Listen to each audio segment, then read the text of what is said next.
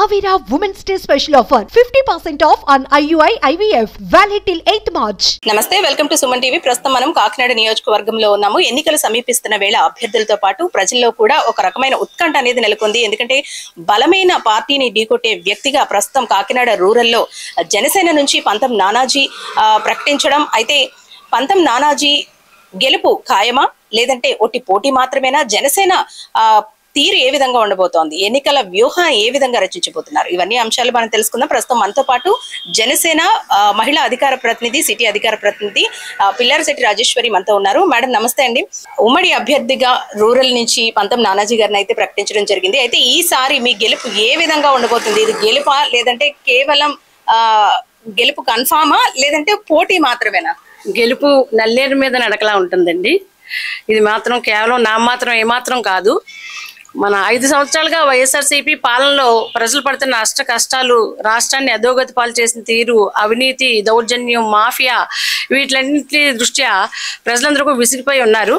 కాబట్టి ఈ మా ప్రజా సంక్షేమం కోసమే ఎటువంటి పదవులుగానే ఆశించకుండా నిస్వార్థంగా ప్రజా సేవ కోసం ముందుకొచ్చిన జనసేన అధినేత పవన్ కళ్యాణ్ గారు మన తెలుగుదేశంతో పొత్తు పెట్టుకుని ముందుకెళ్తున్న ఈ తరుణంలో మాకు రూరల్ నుంచి ప్రకటించిన పంతం నానాజీ గారి విజయంతో పాటు జనసేన తెలుగుదేశం విజయం కూడా తథ్యం అండి. అంటే మేడం, జనసేన టీడీపీ ఉమ్మడి పొత్తులో భాగంగా పంతం నానాజీకి ఈ సీట్ని కేటాయించడం అయితే జరిగింది. అయితే టీడీపీ వర్గీయులు, పిల్లి అనంతలక్ష్మి వర్గీయులు ఎవరైతే ఉన్నారో వీళ్ళందరి నుంచి కూడా ఒక రకమైన వ్యతిరేకత వ్యక్తమైంది. రీసెంట్ గా మనం అనంతలక్ష్మి గారి ఇంటి వద్ద జరిగిన పరిస్థితి కూడా మనం చూసా ఉన్నాము. పెట్రోల్ పోసుకొని నిప్పంటించుకోవడానికి ప్రయత్నించిన కార్యకర్తలు కానివ్వండి, టీడీపీకి రాజీనామా చేసి వైసీపీలో చేరనట్టు కూడా అభ్యర్థులు అడగడం కూడా జరిగింది.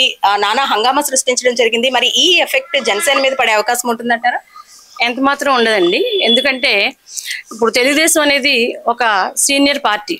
దానికి ఎంతో మంది కార్యకర్తలు నమ్ముకుని ఆశలు పెట్టుకున్న ఆశావహాలు ఉండడం సహజం. ఇటువంటి తరంలో పొత్తు పెట్టుకున్నప్పుడు సీట్లు సర్దుబాటు చేసుకోవాల్సిన అవసరం ఉంటుంది. ఇది ఇప్పుడు 100 మందిలో ఏదో ఒక 5% కొంచెం అసంతృప్తి ఉన్నప్పటికీ కూడా అది నెగ్లిజిబుల్.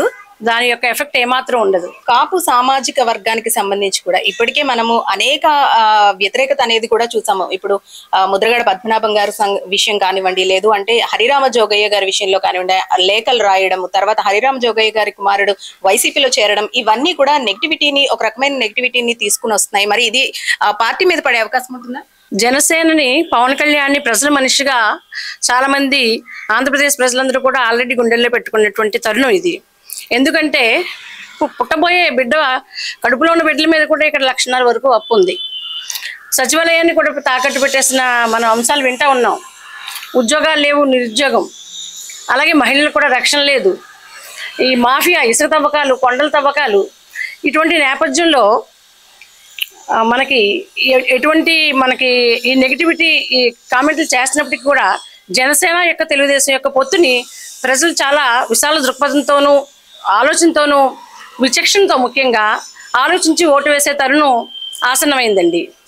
ఆ విధంగా ఇద్దరు పొత్తుని ఆహ్వానిస్తూ ఇద్దరి యొక్క అధికారాన్ని తీసుకొచ్చే విధంగానే ప్రజల యొక్క నిర్ణయం ఉంటుంది. ఎందుకంటే వీళ్ళందరూ కూడా ముద్రగడ పద్మనాభం గారు, మరి హరిరామ జోగయ్య గారు, ఆయన పెద్ద ఆయన, మరి గతంలో మనం ఆయన ఏమి నెగిటివ్గా కామెంట్ చేయలేము గత చరిత్రను చూస్తే. అయినప్పటికీ కూడా మన బాగుకోలేవారు, మన మంచి కోరేవారు ఎప్పుడు కూడా మనకి వెనకాల ఇవ్వచ్చు సలహాలు.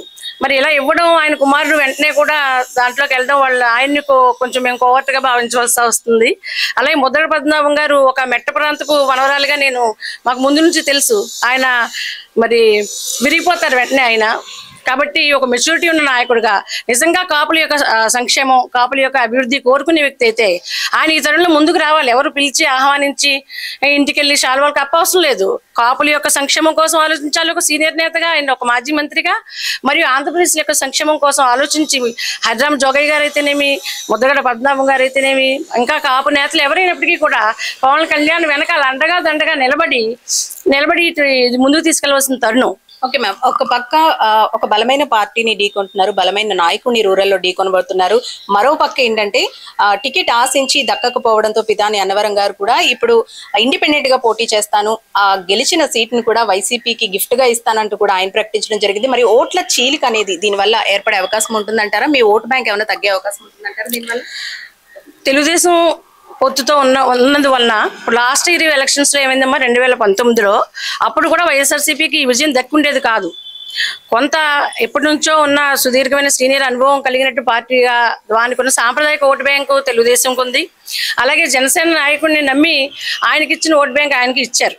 ఈ రెండు చేరడం వల్ల అప్పుడు మీరు ఆ వైఎస్ఆర్సీపీ అధికారంలోకి వచ్చారు. కానీ ఇప్పుడు ఇటువంటి ఏమైనా అసంతృప్తివాదులు బయటకు వచ్చినప్పటికీ కూడా తెలుగుదేశం జనసేన రెండు ఓట్ బ్యాంక్స్ కలిసి ఈ ఇద్దరి పొత్తుకి అధికారాన్ని తెప్పిస్తుందే తప్ప ఇటువంటి ప్రభావం, నెగిటివ్ ప్రభావం అయితే ఏమీ ఉండదు.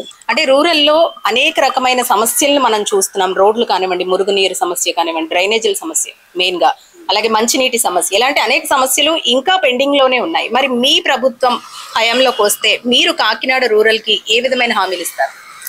కాకినాడ రూరల్లో పంతం నానాజీ గారు ఆయన ప్రజల కోసం నిలబడినటువంటి వ్యక్తి.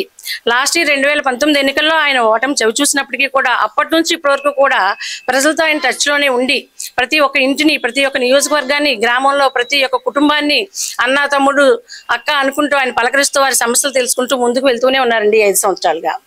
అయితే మన గ్రామ స్వరాజ్యం గాంధీ గారి లక్ష్యం. మా వైఎస్ఆర్సీపీ ఏం చేసిందంటే రూరల్లో ముఖ్యంగా మీరు అడుగుతున్న ప్రశ్నకి ఈ పంచాయతీ ఫండ్స్ అన్ని కూడా హరించివేయడం వలన అక్కడ మురుగునీటి పారుదల సౌకర్యాలు లేకుండాను, రోడ్లు వేయకుండాను అస్తవ్యస్తంగా ఉన్నమాట వాస్తవం. ఇవన్నీ కూడా దృష్టిలో పెట్టుకుని ఒక రూరల్ యొక్క ప్రతినిధిగా పంతం నానాజీ గారి నేతృత్వంలో, జనసేన అధినేత నేతృత్వంలో ముందుకి ప్రజా సంక్షేమ పథకాలు, ప్రజాభివృద్ధి పథకాలన్నీ కూడా దిగ్విజయంగా చేపడతామండి.